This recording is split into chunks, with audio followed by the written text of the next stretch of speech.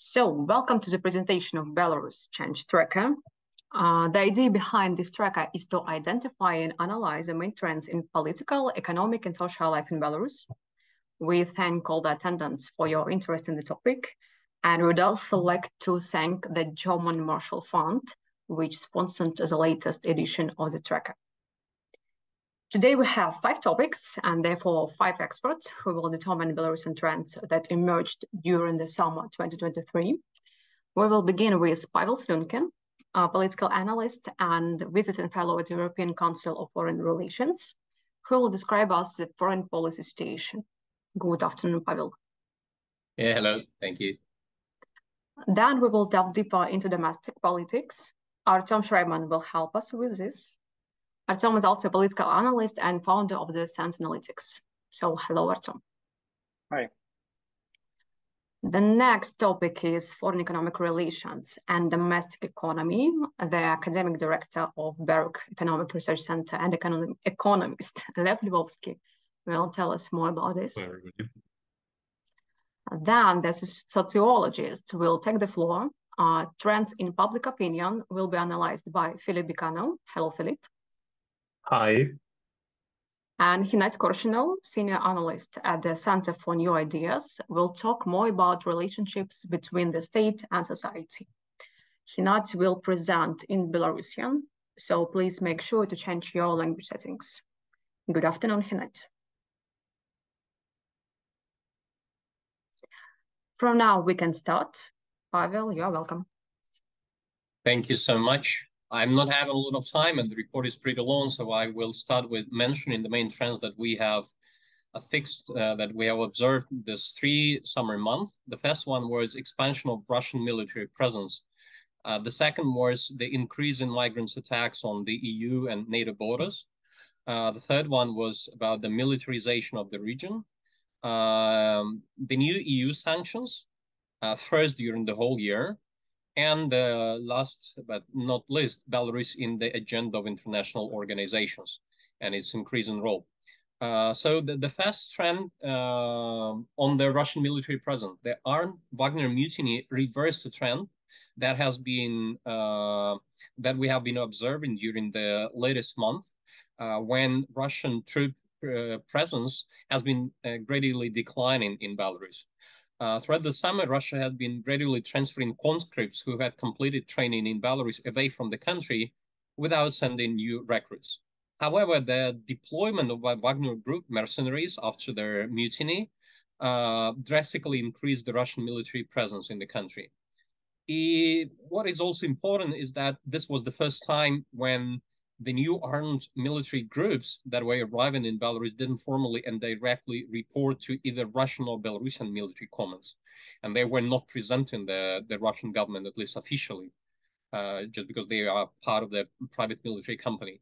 After the death of Wagner's head, Evgeny Prigozhin, it's most likely that the Wagner Group will be disbanded or placed under the command of the Russian government along with its whole resources. What we are observing now is that the camps has been dismantled partially, and I would guess that in the next report we would be seeing the return to the trend that I mentioned a minute ago about the gradual decline of Russian troops presentation in Belarus. The expansion of this Russian military presence, however, was not limited only to the Wagner PMC's deployment. During the reporting period, a military investigative department of the Investigative Committee of Russia began to operate in Belarus. They opened its office there and justified it by the idea because of the deployment of units of Russian army in Belarus. Now on to the attacks. The summer saw an increase in the number of controlled attacks organized by the regime of Lukashenko, attempting to cross the borders. Latvia has become the main aim by the border attacks in July and August, and the number of attacks on Latvian border has risen to a record high. It happened for the first time since Lukashenko started using weaponization of migration as his blackmail tool. In the first 8 months of 2023, more than 6,000 attempts to cross the border from the Belarusian side were prevented, while during the whole last year, 2022, there were only 5,286, which means that during their only 8 months, they have overcome the number of the previous year. However, the latest trends show that the number of attacks on the Poland and Lithuanian border has declined significantly, especially after their decision by the Baltic states and by Poland to close the border completely, to seal it if some provocation will happen there. And I think that this is part of the reaction of the Belarusian government to the threat. Also to block not only the border crossing for the people, but also for the goods.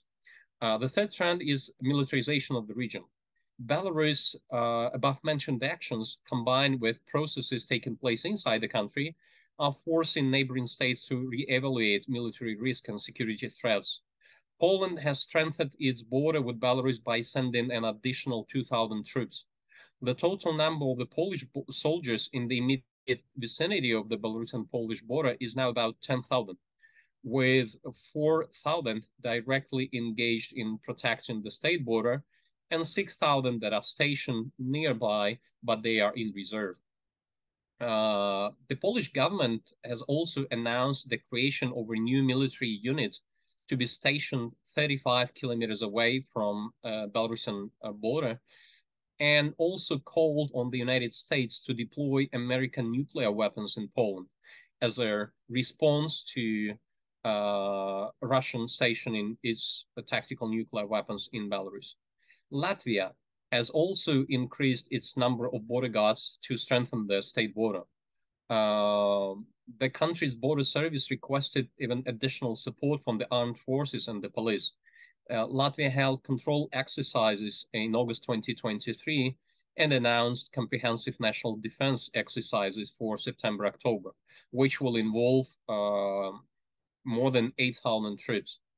Lithuania, apart from doing joint exercises with Germany and doing its domestic trainings to prepare for potential risks and provocations at the border, they also closed 2 checkpoints at the border with Belarus.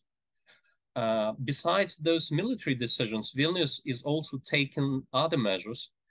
During the summer, Lithuania intensified checks on Belarusian citizens to tackle threats to national security, as they call it.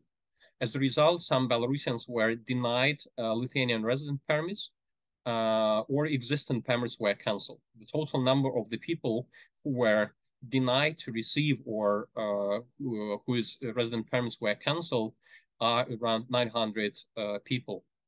Lithuanian President Gitanas Nausėda continues to lobby for equating restrictions on Russian and Belarusian citizens, a proposal that earlier was blocked by the Lithuanian Seimas, but it still keeps being on the agenda of this country. The sanctions trend. It is the summer time when the EU have adopted the new sanctions package against the Belarusian government. After more than 1 year from the latest sanction package. The new restrictions, they do not threaten macroeconomic stability in Belarus. However, the most fundamental fact was that despite a month-long campaign waged by a number of European states for the lifting of sanctions from the Belarusian Polish industry, which is the core or one of the main pillars of the sanctions policies against the Belarusian government, so the number of European states were lobbying of lifting them, but they stayed.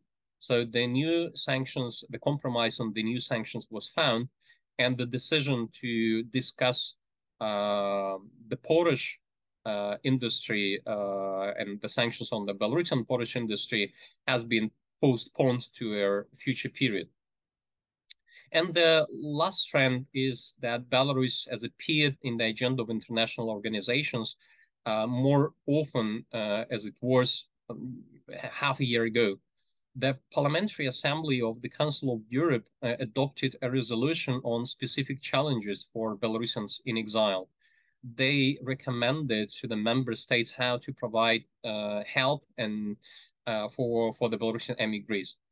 For the first time, OSCE Parliamentary Assembly has documented the process of desovereignization of Belarus due to expanding Russian control over it. In its declaration on the results of the annual session, they described the process happening in the Belarus-Russia relations as a soft annexation of Belarus by Russia.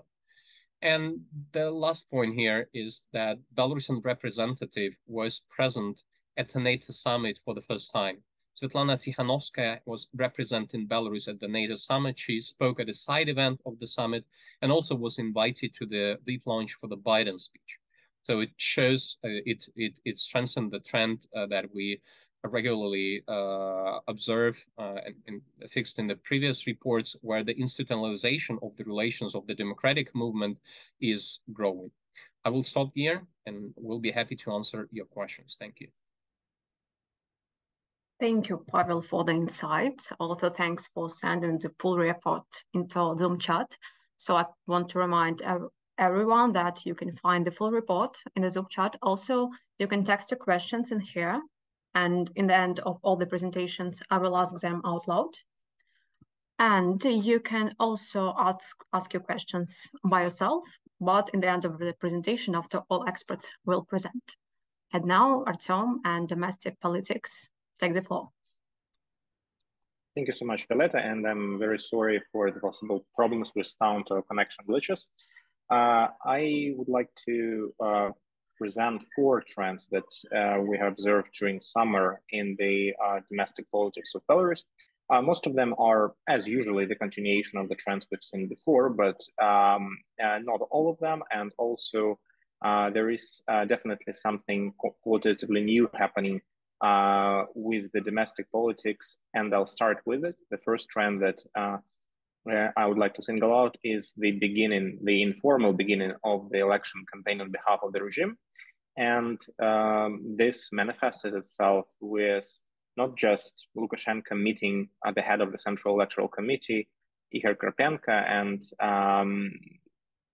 basically ordering him to start preparing for the 2024-2025 election cycle, but in a number of rhetorical and other measures, steps that the authorities have taken on many levels to exploit anti-elitist and anti-bureaucratic discourse. So classic populist discourse in a way in their campaigning. For example, on 16th of June, Lukashenko threatened to dismiss his head of administration, Igor Sergeyenko, and 6 days later, he threatened to relieve Prime Minister Roman Goloshenko. Both were threatened to be fired for no obvious reasons. It was just, it seemed like just rhetorical tactic for Lukashenko. Then, starting also in June, the functionaries of the Belarusian government, the head of the pro-governmental party Belarus, Oleg Romanov, and a well-known propagandist, Grigory Azarenok, began this tradition of visiting rural shops and criticizing the local authorities or the chains of department stores for the lack of variety of goods on their shelves. And Azarenok did not hide the fact that the authorities were openly trying to take over the agenda that was 3 years ago successfully used by opposition bloggers and politicians, including most prominently Sergei Tikhanovsky. And then this new sort of electoral tactic continued with Natalia Kachanova, the head of the upper chamber of parliament, in mid-July, visiting rural shops, and then other officials and other MPs following her with this informal inspections, trying to demonstrate how much they are on the side of the people against this greedy business people and bureaucrats who have not been able to provide for the necessary variety of goods. In August, Lukashenko himself participated in an obviously staged event of lunch with machine operators in front of TV cameras in the field. again, everything in this chain of actions reveals a relatively traditional populist discourse for the Belarusian authorities, but coupled with the formally announced beginning of the election campaign, it definitely marks a new trend, and it is likely to continue. Then, so the second trend is something that we have been observing for years now, is a hermetization, or ring fencing, as we call it this time, hermetization of power. In this period, in the summer period, this trend manifested itself in cleansing of the political parties. This process is nearly done as we speak. The last remaining registered parties in Belarus, which will not be allowed to continue existence, are undergoing some final appeals or court litigations.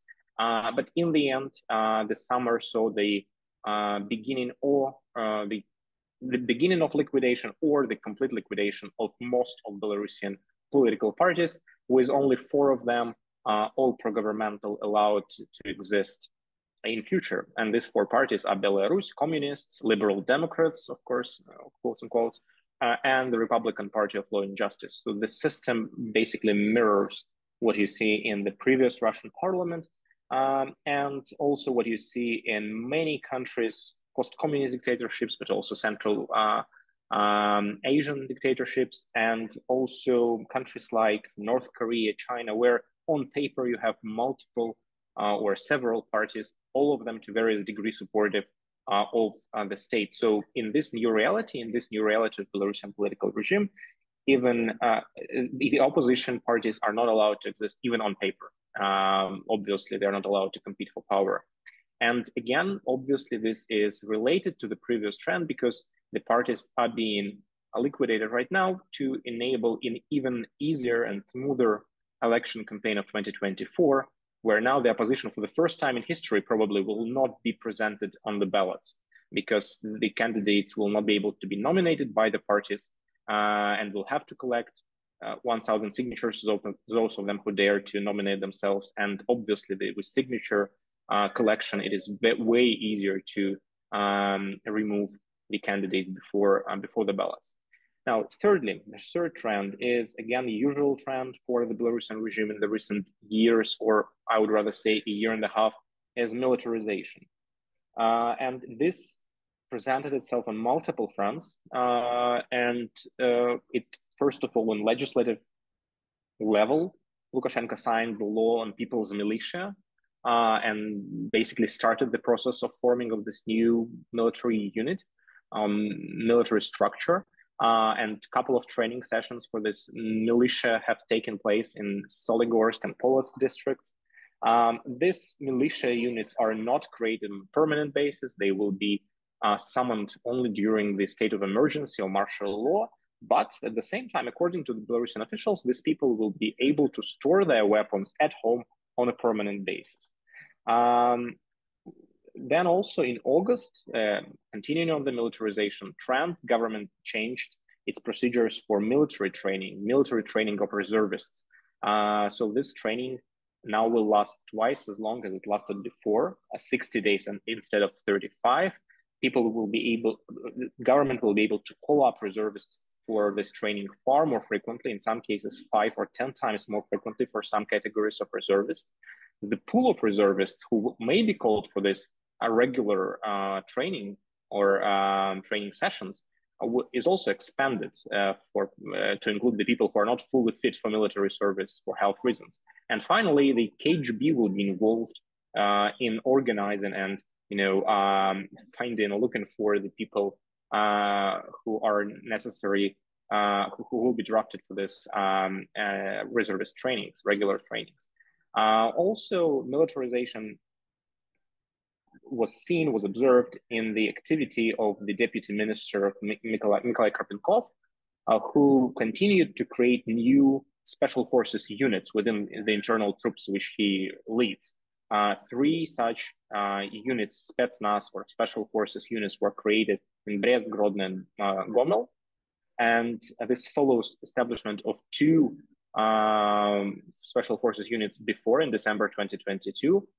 in Minsk and Minsk Oblast, and now the two oblasts, two regions of the country are left. It's Mogilov and Vitebsk, where these special units, special forces units, probably will be created in some time in future. And the authorities do not hide the fact that these units are created to fight the opposition.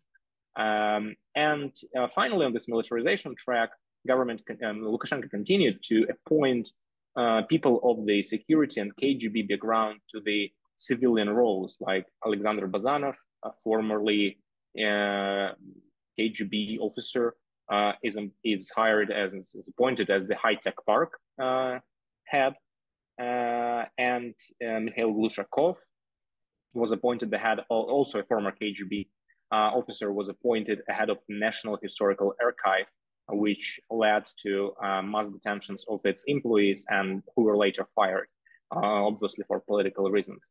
And finally, the last fourth trend with which I would stop is trends that exist in the democratic movement, democratic forces.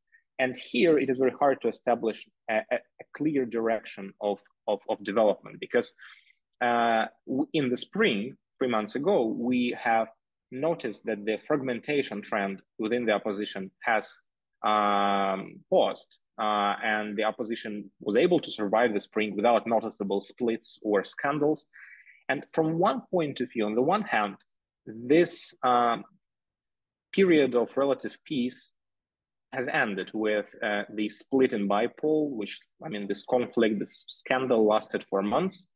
But on the other hand, it's very hard for me to be able to immediately rush to say that we are back to fragmentation and scandals all over again, because in the way in which the conflict in bipole was handled, I would argue, is way more mature and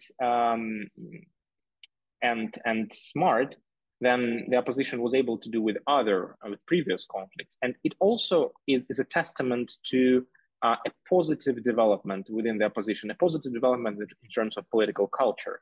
By this resolution of this conflict, I mean, of course, Tikhanovskaya's mediation between the sides of former bipole, the hearing in the Coordination Council, which was used as the check on the cabinet, Svetlana Tikhanovskaya's cabinet, and then the Alexander Azarov, the head of bipole, who was formally fired from the cabinet, but he was not alienated from the cabinet.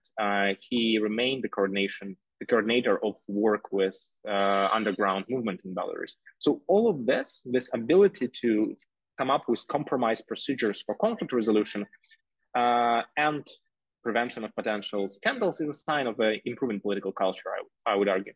And finally, the sub-trend, let's say, or the other phenomenon that also does not allow me for pessimistic conclusions on the fragmentation, consolidation, axis of the opposition existence, is that the dialogue between the mainstream opposition in Warsaw and Vilnius and the so-called Kiev Center or Kosciuszko-Linowski Regiment and its allies have actually become more stable and mutually respectful.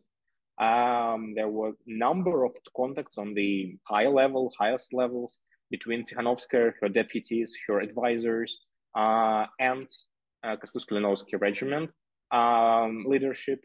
Pavel Latushka, Franek Vichorko, Valery Kovalevsky, and others traveled to Kiev several times throughout summer. And in their turn, Kosciuszko-Linowski Regiment representative for the first time participated in the event organized by this mainstream group of the opposition, by the cabinet, effectively.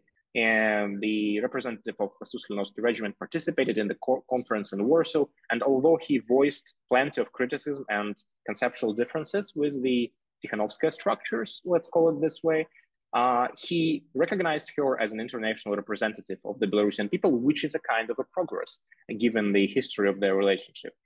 So that is why all this, contradictory developments in the opposition leave me with more on the positive side on the fence than on, as usually, declaring that things are again fragmenting within the Belarusian democratic movement. I'll stop here and we'll be happy to get deeper in all of this in the Q&A.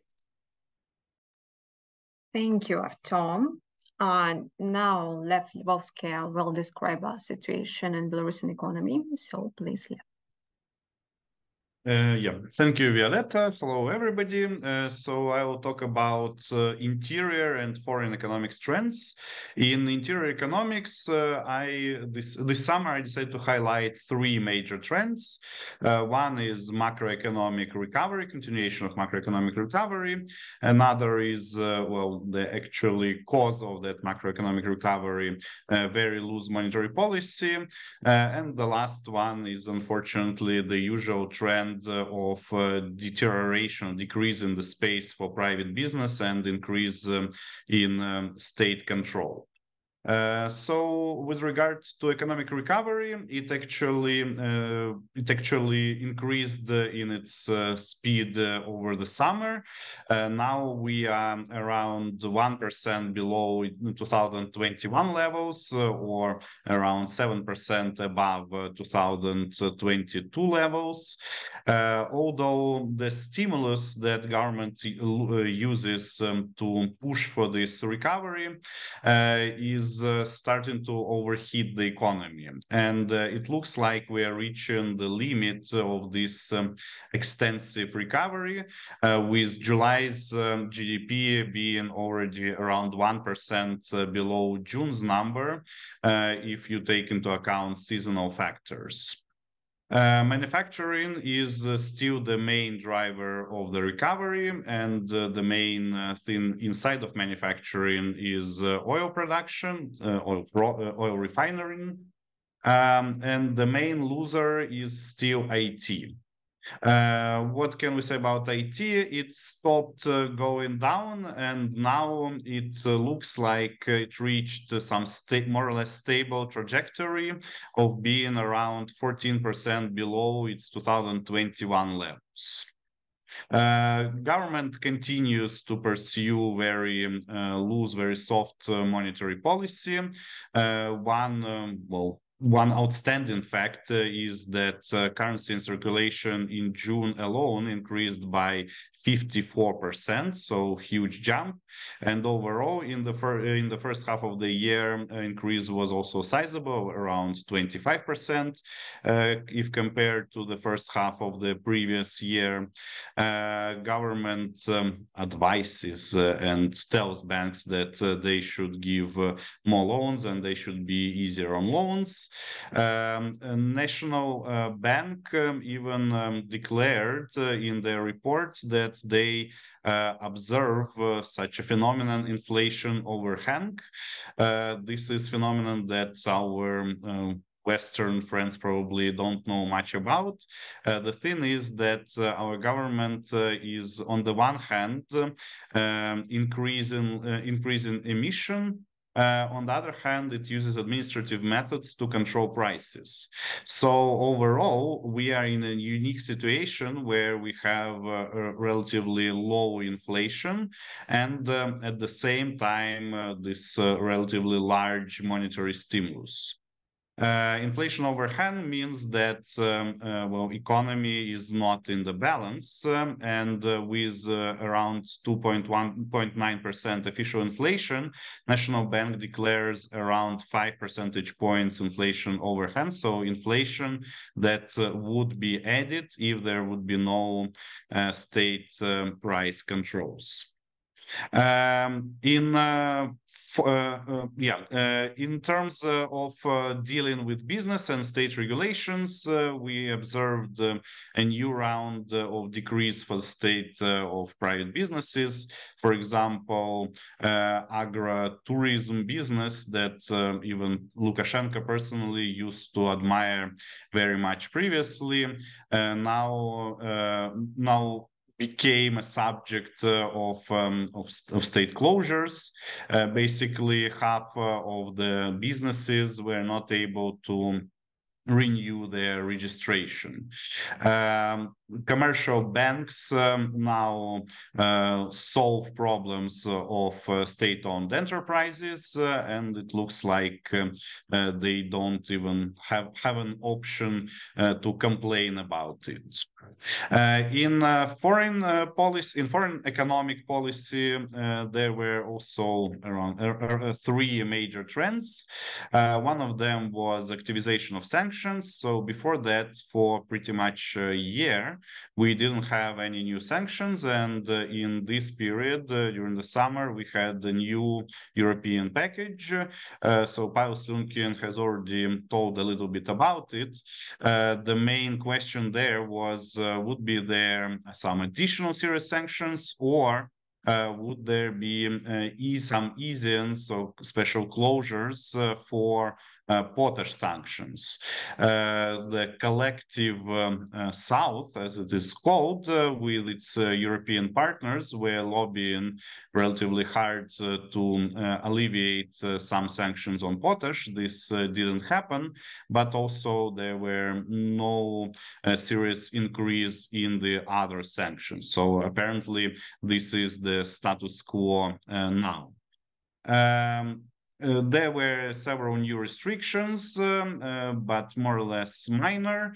One of the major newly discussed things with regard to sanctions is potential full border closure that was discussed by Latvia, Lithuania, and Poland.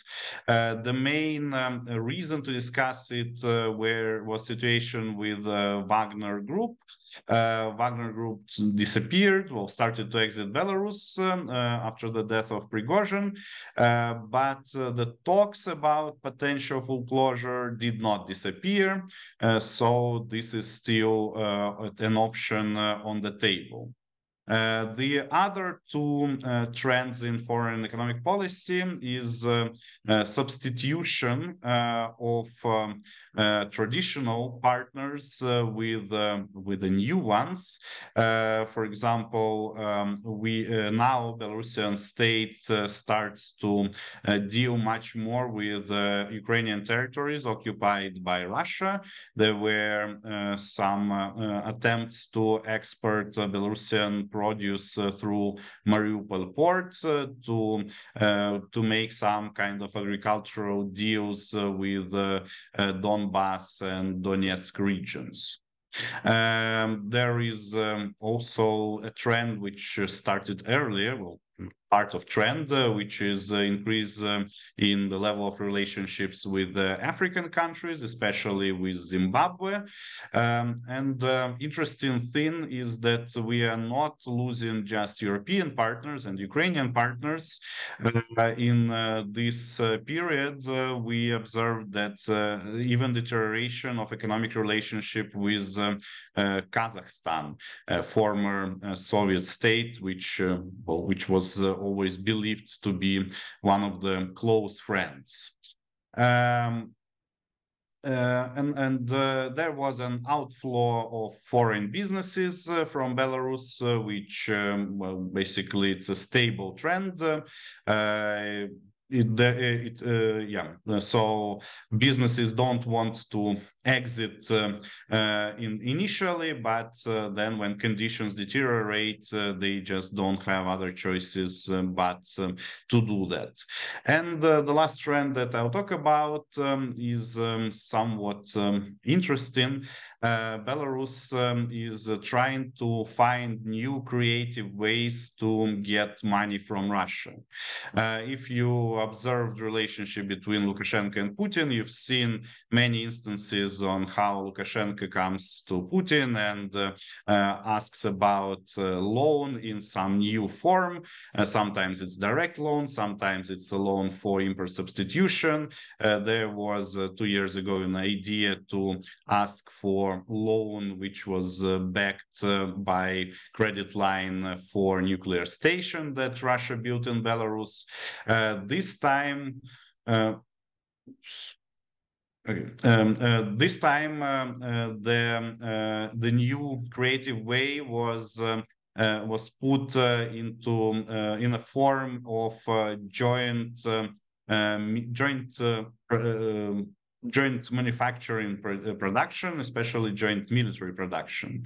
So Belarus now wants to buy former Volvo plant in Russia. Belarus now wants to build airplane with Russia, and Belarus now wants to build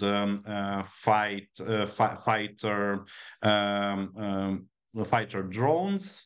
Again, it does not look like this is just a new economically sustainable project.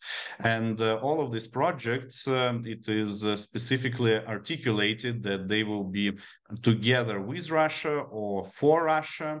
So it looks like the main reason to start these projects is to get new loans from Russia. Yeah, just to finish, if you like a little bit of good laugh, there was a continuation of a very small but pretty much show that can go into TV plot. The show is called Russian holders of Eurobonds trying to get back their money, believing that there is no default. There were a couple of new episodes during this summer. This time, Russian holders of Belarusian Eurobonds tried to go to court in Moscow. Court in Moscow, of course, decided that it's not their deal. Belarus said that we should go to court either in London or in Minsk. So I'm pretty sure there would be some new events in this line. So I'll stop on that and would be happy to answer questions later. And thank you very much. Thank you, Lev. And now Pavel or Philippe will analyze trends in public opinion. Philippe, we're waiting for your amazing presentation. Yep. Thank you. And hello, thank you for coming. The presentation is inbound in 1 second. I'll share it. Here we go. Can we see it? Yes, sure. Okay, so as always, I prepared some slides for you, and we will be talking about the public opinion here, and I will certainly take some longer time than my colleagues here, and sorry about that. But when talking about Belarusian public, you know, it's really hard to be brief, but I will try my best. And I strongly urge everyone to take a look at the full report, because these slides I'm going to present to you will not, in fact, encompass everything which we put in the chapter 5 of the full report, because otherwise I would take like half an hour. So once again, I strongly encourage everyone to take a look at the full report, and let's start. But before we proceed, quick disclaimer. So what we usually do here is we study Belarusian, not the Belarusian public itself, but the dynamic of public opinion. Yes, and what we can talk about is how public opinion on some issues change. Does it change dramatically, or does it change slightly, or does it not change at all? By analyzing the differences between the previous, the waves of the survey and the current wave of the survey, and by putting it in the perspective of the dynamics. Yes, and also we can talk about the variation across the segments of society. In our study, we segment the society by a few factors. Usually we will talk about the political segmentation, the so-called social conflict segmentation, and we can clearly see what is happening inside every segment. Like ardent supporters of Lukashenko are prone to be less aware of political events and stuff like that. What our study does not show is the exact size of these segments. Like when we're talking about the social conflict segmentation, I will deliberately not mention the size, the percentages of the segments which tends to trust the regime more or less. We are doing this, as I've said, deliberately. This is something which was born out of the experience of working on this project, and I believe that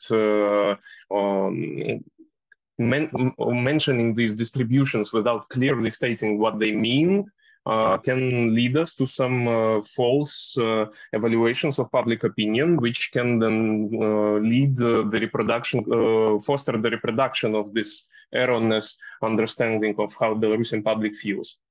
So with that behind us, we surveyed 955 respondents and within the last week of August. So for the first 2 days, Yevgeny Prigozhin was still alive. For the latest 5 days, he was not really alive. I'm not sure if this influenced the results or not by the great extent, because it was really not clear whether he died, whether he was on the plane, what happened there. So a whole lot of confusion probably did not influence the questions about PMC Wagner, which we had, and the attitudes to the PMC Wagner, which Belarusian public has. So let's proceed.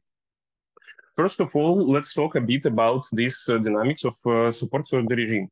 What we see here is that we see a drop of 3.10 percentage points.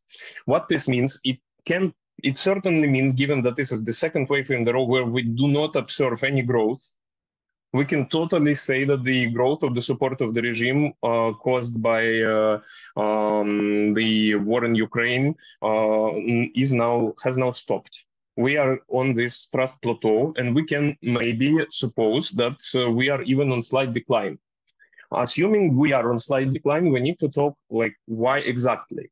Because the economy is more or less in a good shape as it can be, as Lev said, and we attributed the growth to the economy. So what could possibly happen? We have, we have two reasons for this. First is the depolitization of ardent supporters, of ardent opposers of the regime. I'm sorry. These people tend to, I'm sorry, I lost the train of thought, so I'm going to restart it entirely. So what we see is we basically see the growth of the smaller segment of those who tend to not trust the regime. We believe that this could happen mostly due to the decrease of people who trust the regime, as well as people who do not trust the regime completely getting depoliticized. Let's first explore this. So the conflict in Belarus is still very strong. Yes, it's still very, the people still feel quite a distance towards each other. On that slide, you see the Bogardo scale of social distance, which we put in every wave. And we see that the ardent supporters and ardent opposers of Lukashenko still feel very hard towards one another. What is surprising, though, is the analysis of what people feel about those who are outside of politics, about the apolitical people. And we can clearly see it on this, on this grayish blue line, which indicates how ardent opposers. Can I go on? Yes. This line indicates how ardent opposers of Lukashenko regime feel towards apolitical people, and we see the slight decline in this as well. So what this decline indicates is lesser social distance towards people who are apolitical.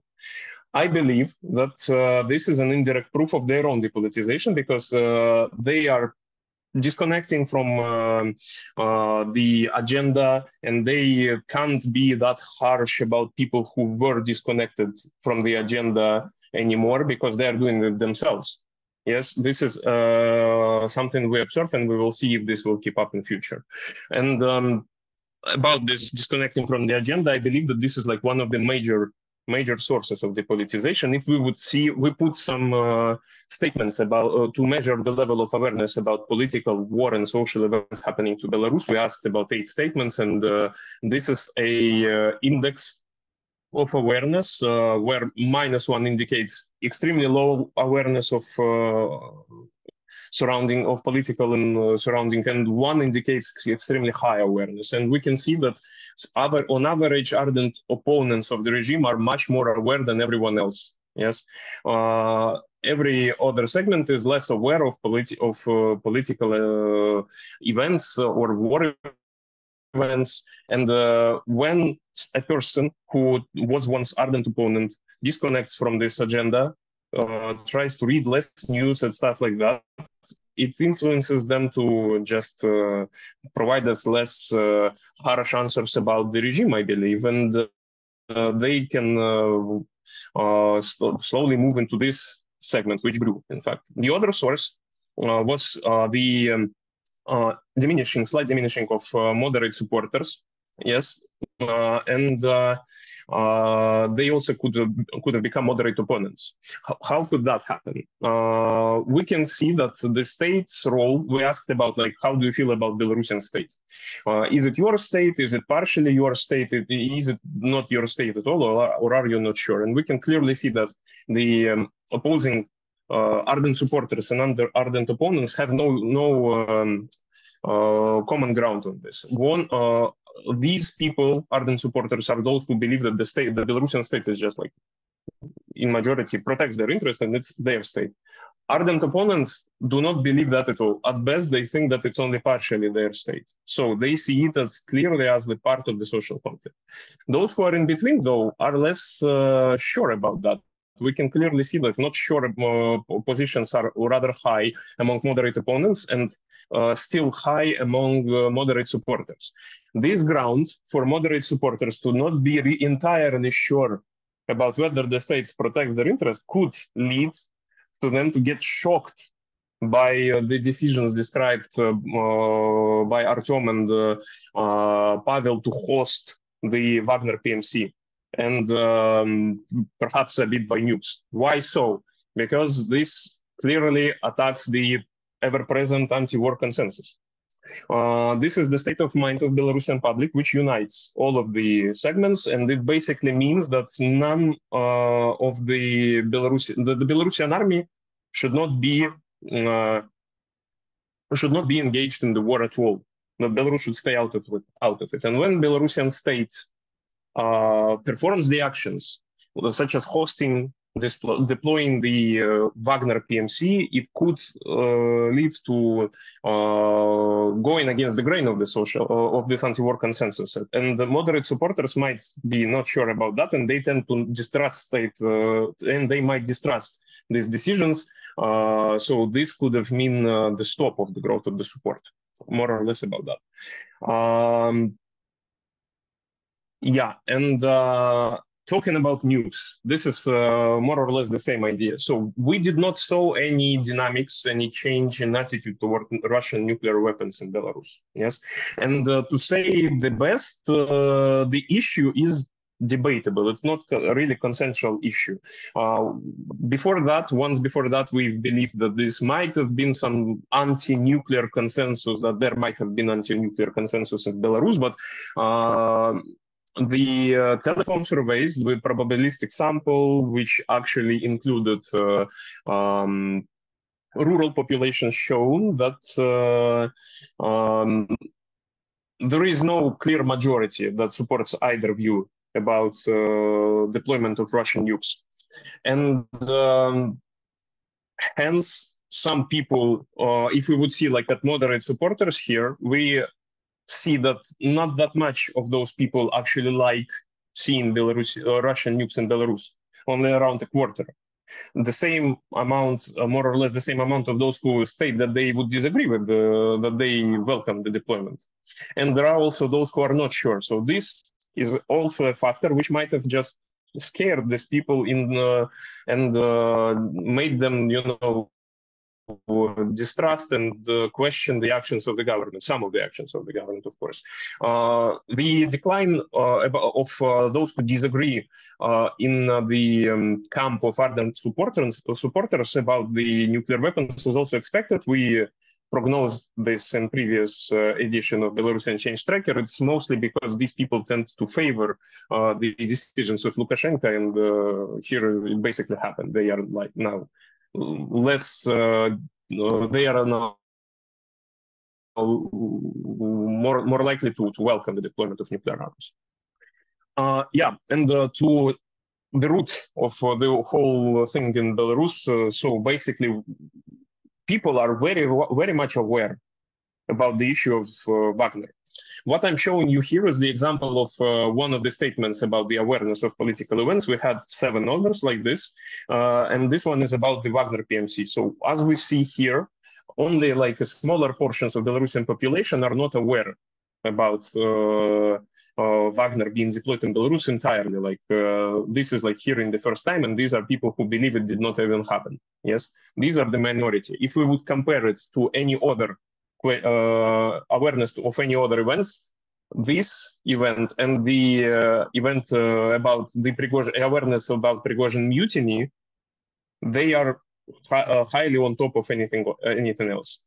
2 helicopters crossing the Polish border, Putin being named a war criminal, being wanted by international court. I mean, all of this trails behind this 2 events in terms of awareness. So Belarusian people are at least heard something about this, yes? And hence it's important. And so how exactly do people see Wagner, yeah, in Belarus? Before your eyes, you see the statement, I welcome the agreement with the statement, I welcome the deployment of PMC Wagner in Belarus. We can clearly see that even those who are ardent regime supporters, even among them, there are no majority about being happy about this deployment of Wagner. Yes, among everyone else, it's the range from being not sure about that, with being difficult to answer, yes, and with the disagreement. We had 7 other statements about the Wagner. They are in the full report. I will briefly describe the situation here. People tend to believe that Belarus has no direct control over these mercenaries, that they might pose a threat to Belarusian security, that they do not increase the security themselves, that they only obey their own commanders, not the Belarusian authorities. And all of this contributes to the fact that people are not really happy about the deployment of Wagner in Belarus. And we also asked about whether the people consider them war criminals and whether they believe that the crimes, the war atrocities Wagner committed could have been justified, yes. And Belarusian people are kind of, very skeptical and very alert about this war group, the Wagner. They see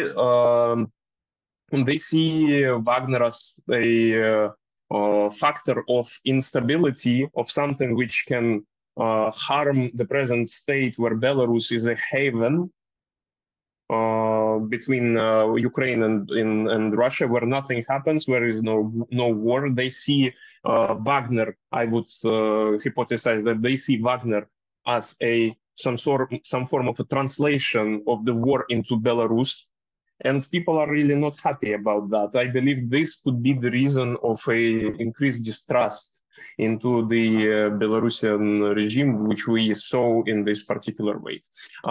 Thank you. That's all from my side. Thank you, Philippe. And now the last topic in the tracker is relations between the state and society. Hinat will talk about it more. I want to remind you that Hinat will present in Belarusian, so please change your language settings into English track in the bottom panel. Hinat, you are welcome. Дякую. Вітаю, шановне господарство. Свою часткой я закрываю сегодняшнюю презентацию, пасля мы перейдем до вопросов, до питання. Частка називається «Стосунки ўлады і грамадства». Тут цяжка нам будзе вызначыць прынцыпова новыя тренды, таму што збольшага, на жаль, працягваюцца тыя тэндэнцыі, якія назіраліся раней, але між тым сапраўды ёсць канкрэтызацыя пэўных тэндэнцый, ёсць прырастанне і гэтак далей. Галоўная тэндэнцыя, якая захоўваецца ўжо каторы год, это тое, што асноўным інструментам для стасункаў дзяржавы і грамадства з'яўляюцца рэпрэсіі.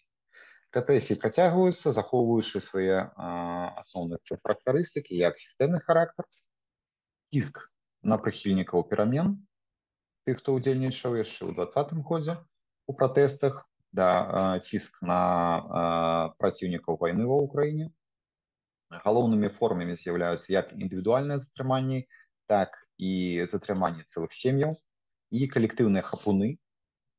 Апошнія бываюць як тэрытарыяльныя, калі аблавы робяцца у пэўных населеных пунктах, альбо на заводах, прадпрыемствах. І тут сапраўды вялікую ролю адыгрываюць тыя кіраўнікі, звычайна гэта намеснікі дырэктара па ідэалогіі, так званыя, якія ініцыююць вось такога роду і хапуны, то бок, калі ідуць арышты, і чысткі, так званыя, на заводах, калі людзей звальняюць у вялікай колькасці з прадпрыемстваў.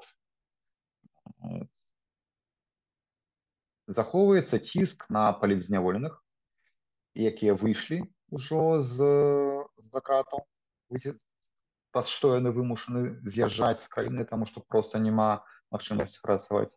І, на жаль, захоўваецца вялікі ціск на тых, хто застаецца за кратамі, і гэты ціск натуральным чынам прыводзіць да пагроз як здароўю, так і жыццю. Самы вядомы прыклад, які адбыўся за гэты час, гэта смерць мастака Леся Пушкіна, якая адбылася менавіта праз тое, што своечасова яму не была прадстаўлена медыцынская дапамога, і мы не ведаем, насамрэч, вось памер такіх з'яў, што зараз адбываецца ў гэтым сэнсе за кратамі.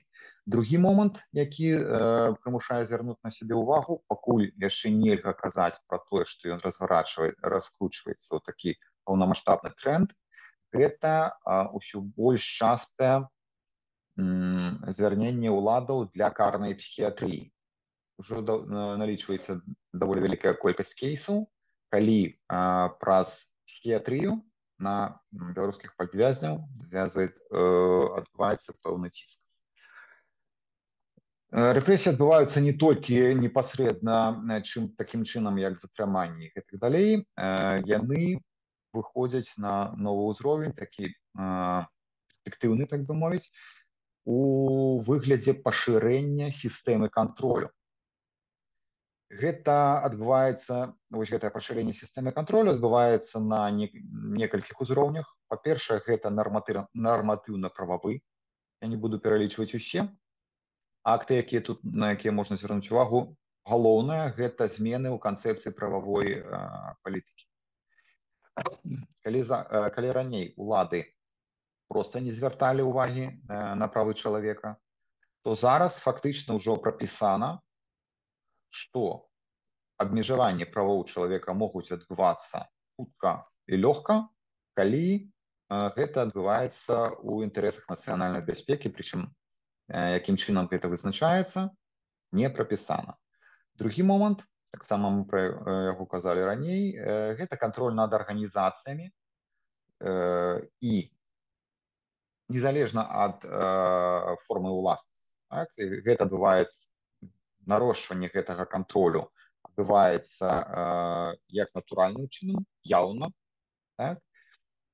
калі адбываецца пераструктурацыя арганізацыі, і ўжо па новым яе уставам кіраўнік мусіць прызначацца ці зацвярджацца прэзідэнтам, як гэта было, напрыклад, з ДСАФ, альбо прыхаваным чынам, калі прымушаюць розныя арганізацыі, пабудаваныя проста на хобі, як байкеры, напрыклад, ці страйкбалісты, іх прымушаюць тым ці іншым чынам супрацоўнічаць з уладамі.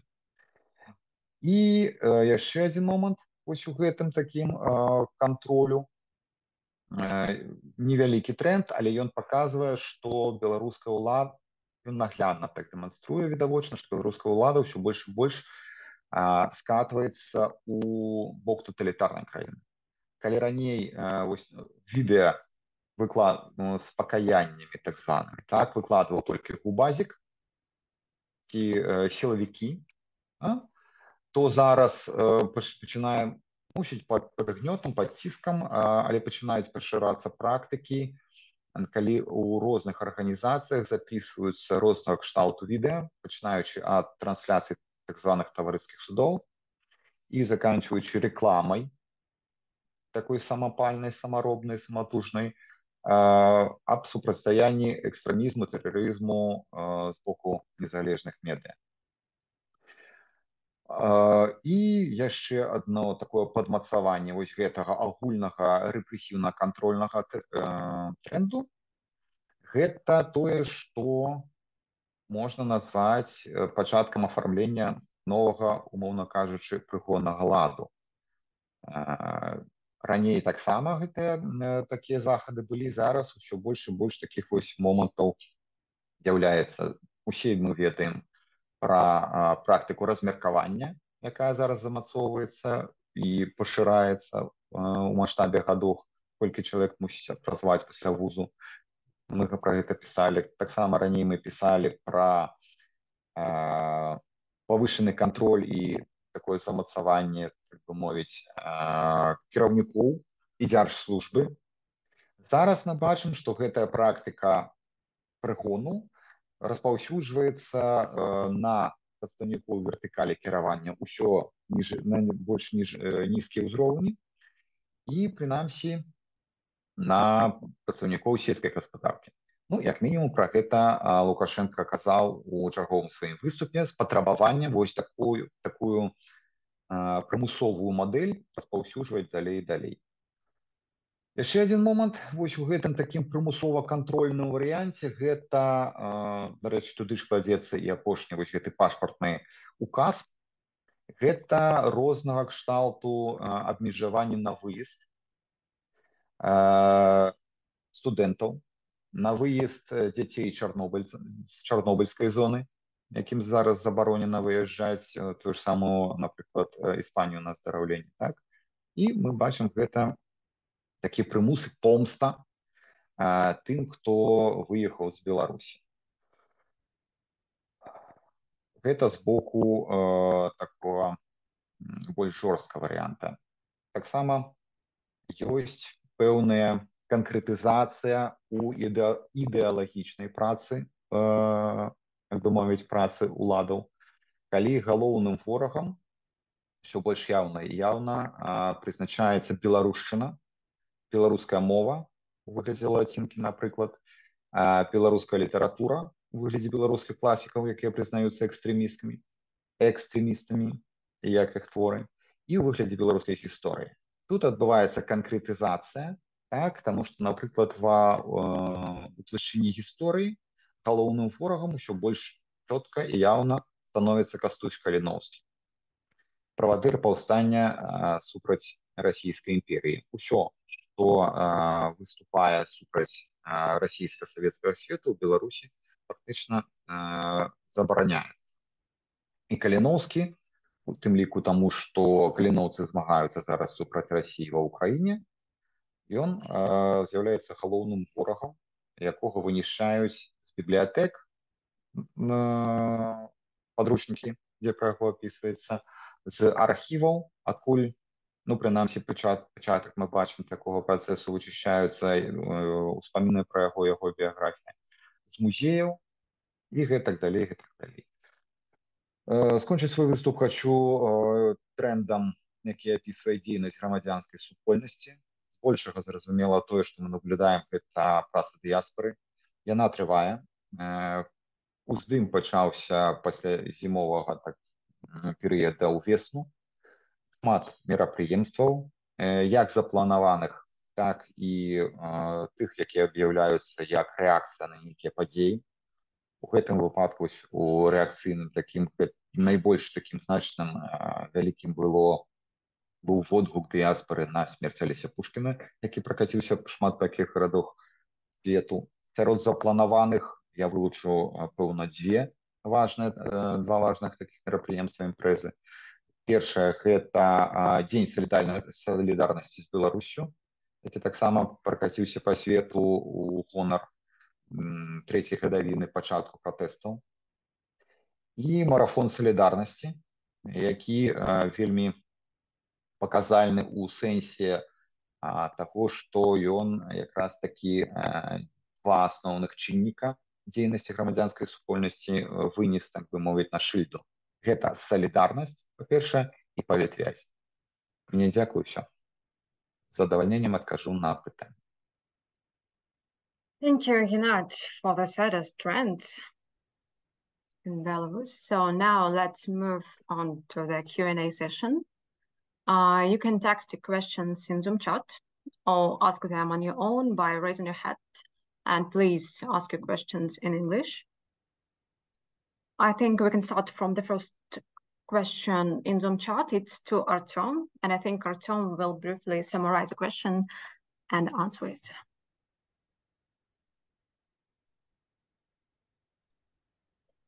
Спасибо большое, Виолетта. Я буду отвечать на том же языке, на котором вопрос задавался, чтобы точно быть уверенным, что все правильно дойдет. Ирина Сидорская задает вопрос про, кроме популистского тренда режима накануне избирательной кампании, что насчет подчеркнуто антимодернистской интенции, то есть усиление ультраконсерватизма, ответственности за пропаганду так называемых нетрадиционных ценностей и так далее. Я хотел бы сказать, Ирина, что, во-первых, спасибо большое, что вы это отметили, потому что я уже несколько месяцев пребываю в постоянной дилемме на тему того, фиксировать ли это как отдельный политический тренд. Потому что действительно, примерно начиная с апреля-мая, эта тема поднялась очень, очень серьезно на радарах белорусских пропагандистов и чиновников. Лукашенко выступил, можно сказать, с программной речью еще весной в отношении идеологии, как он ее считает, child-free, да, после чего власти решили приравнять child-free к всем остальным грехам, которые они рассматривают в этом же контексте. Это ЛГБТ, это туда же они записывают педофилию, запретить пропаганду этого всего административным путем, ввести в школьном образовании с нового года разработать учебный курс по основам семейной, если не ошибаюсь, ценностей, где бы детям рассказывали, почему педофилия, child-free – это плохо. И, разумеется, все это тянет на некий новый пропагандистский репрессивный тренд. Да? Я согласен с вами. И если эта тема будет все чаще и чаще фигурировать в именно избирательной риторике власти, риторике, вот, связанной с избирательной кампанией, то есть попытки таким образом набирать очки среди электората, хотя, казалось бы, конкуренция избирательная в Беларуси закончилась, но, тем не менее, мы видим, что популизм довольно четко встраивается, пока и вот он синхронно, всплеск популизма совпал с началом, стартом избирательной кампании, которую дал сам Лукашенко. Здесь же, пока я не убежден в том, что это будет основным из нарративов именно избирательной кампании парламентской, например, да, которая будет, что об этом будут говорить многие кандидаты, что об этом будет говорить Беларусь на каждом шагу и так далее. Пока для меня для того, чтобы попасть в мой раздел, этого тренда, на мой взгляд, пока недостаточно, но я допускаю, что это произойдет. Просто до сих пор такое ощущение, что власть этим занимается, но занимается скорее для галочки, потому что Лукашенко выступил один раз, какие-то меры приняты и обсуждаются, но пока, в отличие от того, о чем описывал Геннадий, например, давление на и прочей такой зачистки исторического дискурса, то, что я описывал тоже в предыдущем выпуске трекера, в изменении исторической политики движимой администрации Лукашенко, связанной с запретом множества мероприятий, вычеркиванием Калиновского и Костюшка из национальной памяти. То есть вот у этого идеологического вектора пока намного больше примеров, чем у вот этого антимодернистского, ультраконсервативного усилия, да, хотя оно тоже, безусловно, есть, и лишь вопрос лишь о том, насколько оно будет, скажем так, интенсивно и связано с избирательной кампанией. Но я абсолютно согласен с вами, что это есть, я за этим тоже пристально наблюдаю. Посмотрим, что из этого они воплотят, как часто об этом будут говорить.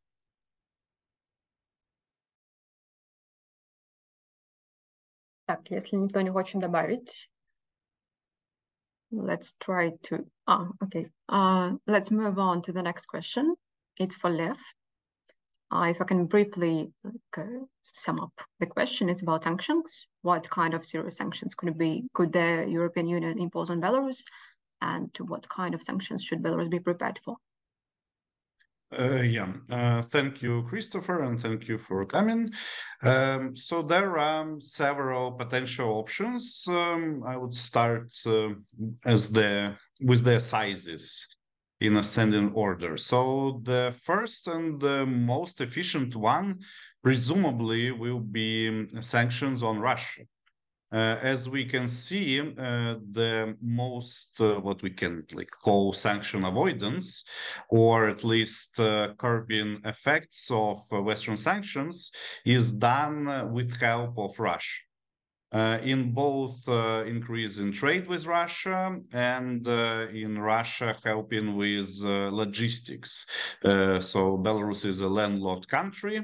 We now don't have access to logistic infrastructure of Ukraine and Europe. So the only other way to export to any other country is through Russia.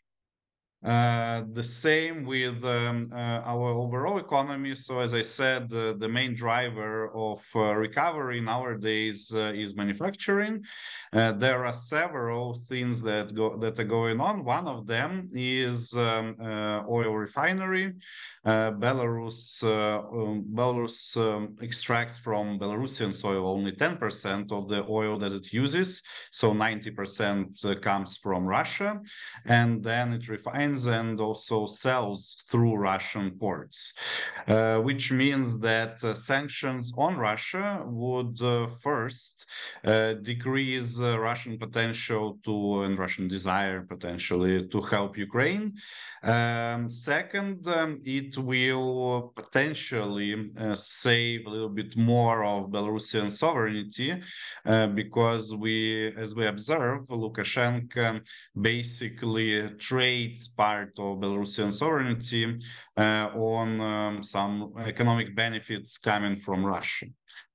So I believe this would such type of sanctions that would hurt Russia, they would reach simultaneously two goals. And then there are some more minor things. Like the second most important thing, in my viewpoint, is to do something to start dialogue with Lukashenko's regime, to bring him to the table. How to do that? Well, that's a very good question for $1 million, for probably many millions. I think what Poland is doing is kind of good strategy. In a sense, Poland decided to create these small sanctions with very explicit reasoning and very explicit ways to go out.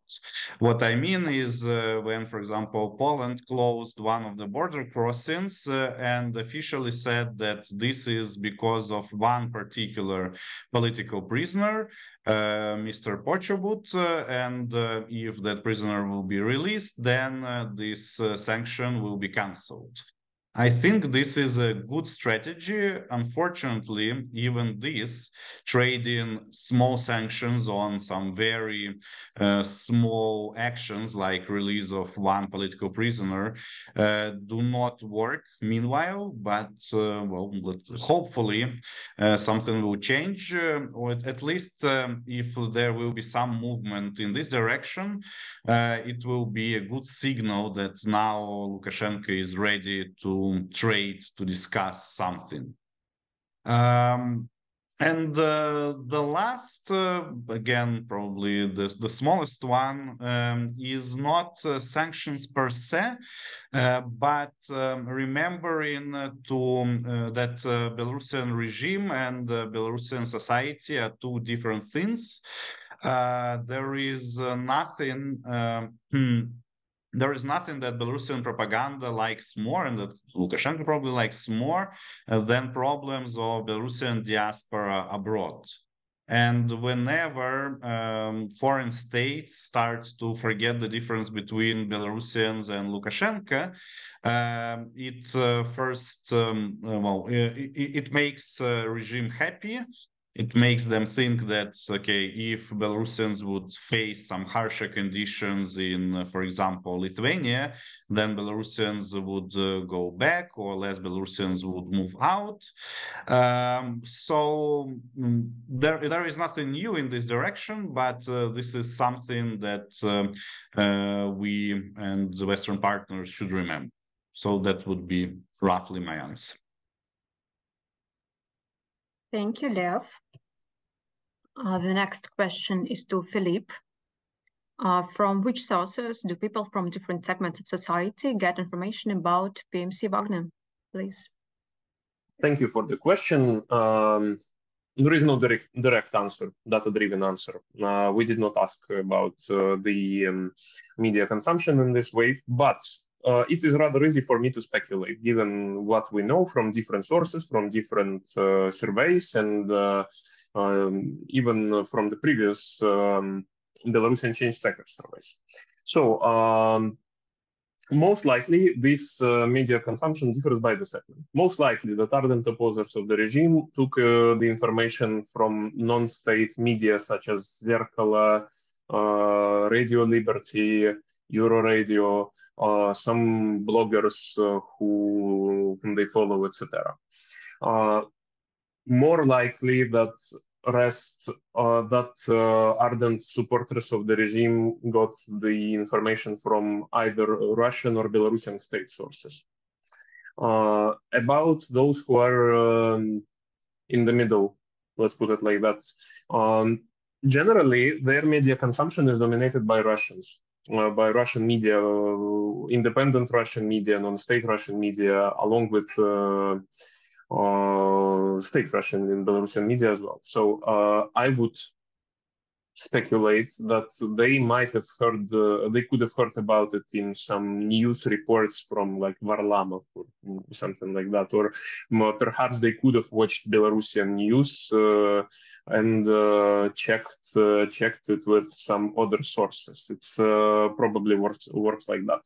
But generally, if this question is probably about how do people perceive Wagner to form this, did media influence the perception of Wagner? I would say that given what we know about media consumption in Belarus, it's only again highlights the resilience of Belarusian public to the, let's put it like that, to the propaganda that Belarusian and Russian state media bring to them, and this resilience is very surprising to me as the researcher, because I would expect more favorable attitude towards Wagner from unsure segments.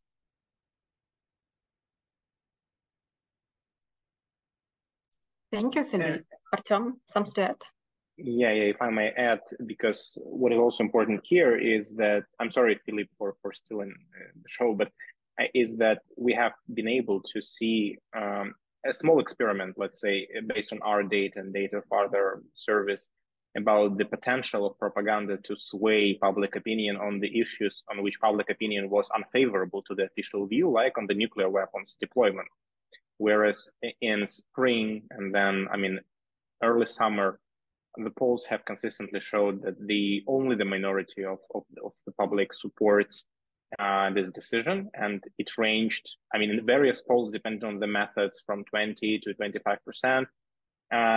In our public opinion poll, we do not aim at representing or assessing the exact size of the segments of those who support or don't support the nuclear weapons deployment in the society. But what we see is the dynamics since the last poll quarter ago, and what we see is almost no movement. So despite the 3 months of propaganda, only a slight, like 7 percentage point, if I'm not mistaken, decrease that have happened in the ardent supporters of the regime segment, which means that regime was able to convince only 7% of its own ardent supporters to change their skeptical attitude towards a nuclear weapons deployment. I would expect that Wagner and the attitude to Wagner falls into the similar basket, whether there is so deep public predispositions on this issue, and their deep fundamental beliefs on what is right and what is wrong, that propaganda has only that much to achieve.